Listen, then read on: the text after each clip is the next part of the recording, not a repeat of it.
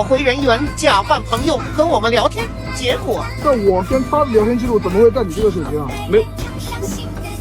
跟我聊天的是不是你啊？再讲一遍，不是你啊？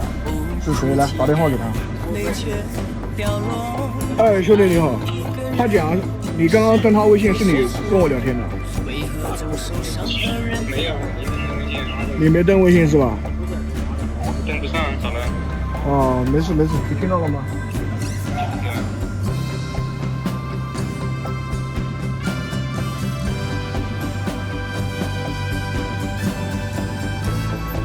？OK， 兄弟们，废话不多说，我们直接开始啊！今年的1月20号呢，一个价值499元的 DNF 账号被我们本期的主角睡眠哥给卖了出去。至于为什么叫睡眠哥呢？兄弟们看到后面自然就晓得啦。睡眠哥把号挂上去的时候，还在标题上特地注明了不想玩了。结果到了3月31号啊，这号又给睡眠哥找回去了，客服的电话、短信呢，全都石沉大海。那赔付买家后，在4月24号，我们便直接出发前往睡眠哥的户籍地。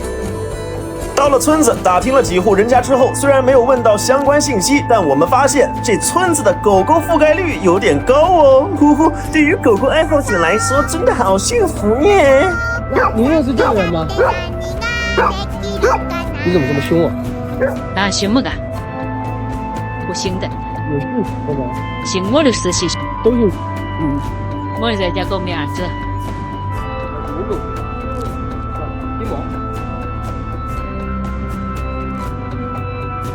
和可爱的鸡毛一家互动了一会儿后，我们赶紧切换回工作模式，通过搜索睡眠哥预留的手机号加上了微，但对方却表示自己是睡眠哥的同学，自己也联系不上他。行吧，沟通无果，我们便继续来到下一户人家。哎，终于给我们打听到了睡眠哥的行踪。他是哪个队的？这个吧，不就这个吗？这个就这一排是吧？哎，对，一共就10几户人家是吧？哎，对。大爷和我们说啊，睡眠哥的父母早已离异，睡眠哥本人呢也好久没回村子了，但印象中好像听他家人提过，睡眠哥住在县城里的某小区。我们呢便准备直接去该小区附近打听睡眠哥的行踪。在聊天期间呢，天空下起了雷阵雨，大爷很热心的搬来了椅子，让我们等雨小一些再出发。世上还是好人多呀。雨停了之后，我们作别大爷，立即驱车前往了大爷所说的小区。到了地方后，我们先进了附近的几家网吧打听，但都一无所获。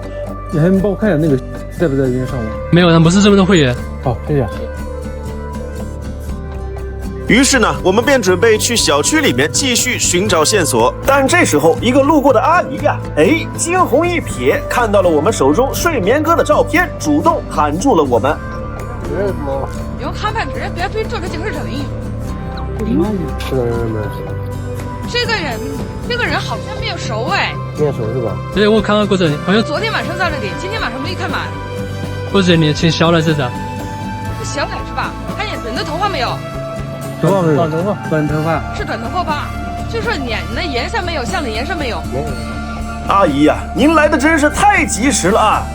必须给您比个赞。阿姨表示，虽然不认识睡眠哥，但经常看见他出现在附近的一个路口，我们便立马前往那个路口，向附近的商户打听起了睡眠哥。这个人你在这附近这个路口有见过吗？看见。我的电脑还有没有别的照片？你不连了新的你照片？没看过。哎，你看有印象了，他这个头盔比较有特色。有印象，但是不记得了，因为我对的是经常在我的国际，对，我在过没卖秀，哎对。哦，这两位老哥也说，经常看到疑似睡眠哥的人从这个路口经过，那说明这个路口一定是最有可能碰到睡眠哥的地方了。那接下来我们要做的只有一件事情，等。2个多小时后啊，远处一辆红色的小摩托缓缓驶来，还没来得及反应，元儿哥直接一声大喝，让那辆摩托靠边停了下来。怎么了吗？我们把车子停到边上了，我们聊一聊。我的号好久就被盗了，我哪知道？被盗了，这号不是你卖的？不是啊，就你这个号是被人家偷去的，你没有卖过，是这个意思吗？对啊。这个身份证，这个是你吧？这是我。不是你卖的，他怎么有你这身份证呢？啊，我就不知道。上我们平台都是需要实名认证的，你跟我讲你不知道，反正就是不承认，跟你没有关系是吧？不是，啊，是这个意思吗？不是说不承认，我真的是不知道。你不知道人家身份信息，我们平台是要人脸识别的，你知不知道？不知道。查一下他这个 QQ 号现在绑定的哪个手机？现在绑定的就是这个号码，收到昨天了吗？来验证码，来，呈现验证码，是吗？是不是你手机号码？告诉我。这个手机号码是我一直在用啊。手机号码你一直在用，对吧？对。这个号现在绑的就是这个手机号码。那你告诉我，为什么交易完成之后又绑定了你的手机号？告诉我为什么？那你也不知道，我真不知道，什么都不知道。哦哟，哥们儿的心理素质还挺过硬的，谎话是一个接着一个。在当着我们的面收到验证码后，睡眠哥依旧脸不红心不跳的说：“不知道哎。”哈哈，那钱打给你了，你总不可能不知道吧？卖真不是我卖的，真不是你卖的，真不是我卖的。钱打给你，你知不知道？不知道。钱打给你也不知道。来告诉我，这个支付宝是不是你啊？这个是我。那钱我们打给你了，今年的1月20号，余额提现，是我们打给你的记录呀。还卖了不止一个号啊，找回了几个号？告诉我。没找回啊，我这2个卖的没找回啊。这2个卖的没找回。我自己卖的这2个没找回啊。但是刚刚找到你的第一时间，你为什么说一个号也没有卖过的？这号被人家盗去了呀，我听不懂啊。你这个号找回，是不是想再卖一次？先找回一个看我们来不来找你是吧？不来找你，你把前面出入的所有号全部找回卖掉是吧？我告诉你，你如果胆敢找回3个账号，那就是刑事案件了，懂吗？哎呀，小伙子，不看你支付宝，我们是真不晓得啊！你还买了不止一个号啊！几个号的出售间隔不超过1个月，陈哥立马判断他是打算先找回一个账号试试水，如果没被找上门，就再把前2个一起找回了。到这儿咱也看出来了，这睡眠哥纯是满嘴跑火车啊，嘴里一句真话都没有。这时陈哥又想起了微信上的那个所谓的朋友，你能把你的微信打开我看看聊天记录吗？这不是你吗？不是我。是你是吧？这个微信是我在用。这是不是你？这是前面他跟我讲的，然后让我登上来的。什么前面他讲让你登上来？我前年我不说我出了事吗？那个保顺丰后面出了事情，我找他借的钱，因为还有一笔4300多块钱没有还给他，他怕我故意不还给他。这是不是你的微信？你告诉我。微信是我的。那我跟他的聊天记录怎么会在你这个手机上？没有。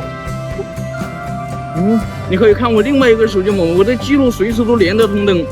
这个手机不什么都没有吗？备用的手机，我把网络微信卸载了。你备用手机什么都没有，那怎么可能突然卸载了呢？你如果说正常用这个手机登的话，为什么会卸载？你告诉我。这个备用手机是我爸的，不管是谁的，为什么会卸载？你告诉我。你不讲你那个微信刚刚是你朋友登的吗？打个电话给他。这会估计睡觉了。电话都没打，你怎么知道他睡觉了呢？我今天还非要找到谁跟我聊天的，好吧？哎，兄弟你好，我刚刚跟他聊天的，他讲你刚刚登他微信是你跟我聊天的。没有，我没登微信。你没登微信是吧？我登不上。你登上他微信？你登不上他微信，确定啊？咋了？哦，没事，我跟他在一起，你听到了吗？有，我是他朋友，玩地下城的朋友。人在我边上哎，那你跟他讲一下子。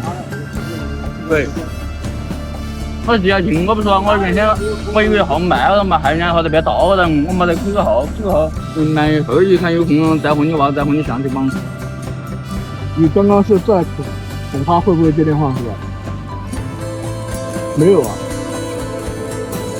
这不显而易见的吗？他一接就露馅了呀，你是不是很惊讶啊？在回家的路上被我们找到了。不是啊，但这个我真没干过呀。怎么没干过？绑定在你手机上，你怎么干不是你没干过呢？不是你干的，怎么会绑定在你的手机号上？刚刚我们现场核实那个手机号，你收没收到验证码？告诉我，收到了是吧？那不是你干的，是谁干的？但是通过刚刚到现在的表现，你一直在撒谎，不是吗？你当我们好忽悠啊？我们千里迢迢从南京跑过来，先到你老家，又到这里来找你。我们的决心这么大，你觉得我们好忽悠吗？所有证据我们这边都有，而你从头到尾在撒谎。随着哥们儿撒的谎被咱陈哥一个个戳穿啊，他的话也是越来越少。这时候天空又飘起了雨，但咱睡眠哥已经连躲雨都忘记了。往这边站一站，淋雨。你还把这个气路什么乱七八糟的删掉了，卖你也不承认卖了，找回也不承认找回的，是这个意思吗？你说尾号3就是那个号，我确实没卖过，告诉我钱为什么打给你？而且这个钱给你用掉了哦，没话讲了是吧？你好，喂，是由李市长。你好，不好意思，道歉。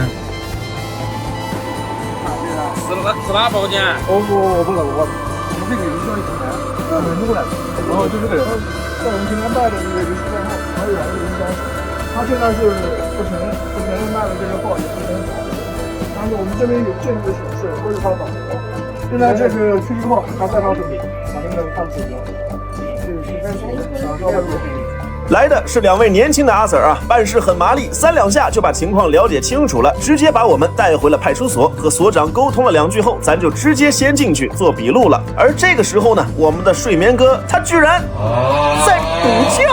玛卡巴卡阿卡瓦卡米卡玛卡，兄弟，你心理素质是真过硬啊！说谎面不改色就算了，在这儿居然也能睡得那么香。最后还是阿 Sir 被他的呼噜声吵到了，才把他喊起来的。起来后啊，他在门口小蹲了一会儿，就被喊进去做笔录了。等我们再见到他的时候啊，哥们儿的小手镯也已经漂漂亮亮的戴起来了。当天晚上呢，阿 Sir 就把行政处罚书送到了我们手中，咱睡眠哥呢也马上就可以享用他的5天小套餐了。想起他和我们交流时连篇的谎话，可能对于他来说，说谎是对于即将到来的惩罚的自我保护。面对错误或失败，一些人会选择说谎来避免承担责任。这种行为可以让他们短暂的逃避后果，但同时也削弱了他们解决问题和成长的机会。希望我们这一次的追回之旅可以给他长个教训，让他意识到有些事情逃避是没有用的。这里是7881，你找回我找你，我们下期再见。你也没去，哎，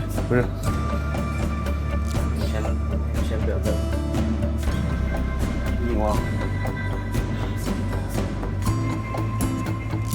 不是，你干什么？